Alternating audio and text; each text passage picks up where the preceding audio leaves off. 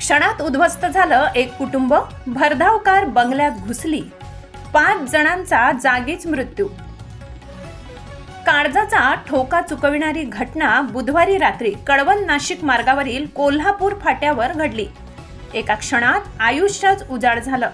भरधाव कार थेट बंगल्यात घुसली आणि 5 निरागस जीवांचा जीव घेऊन गेली।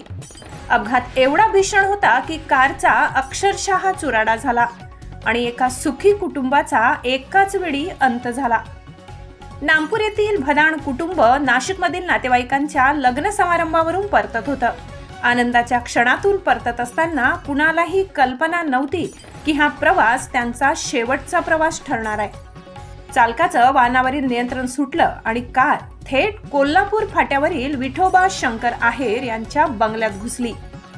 या धक्कादायक अपघातात मृत्युमुखी पडलेले शैला वसंत भदाण, भालचंद्र भदाण, खालिक मेहमूद पठाण चालक, माधवी मेतकर, त्रिवेणी मेतकर।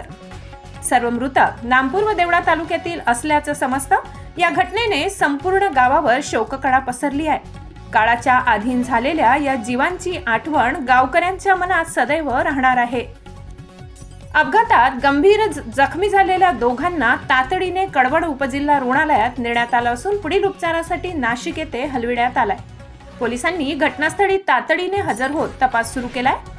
एक सुखी कुटुंब अशा प्रकारे उद्ध्वस्त होणं ही काळजाला चटका लावणारी बाब आहे। काही अपघात केवळ शरीर नव्हे तर काळीजही चिरून जातात। एस9 टीव्ही न्यूज साठी शरद पवार, चिंचवे। आपल्या चॅनलला नक्की सबस्क्राइब करा, बेल आयकॉन दाबायला विसरू नका।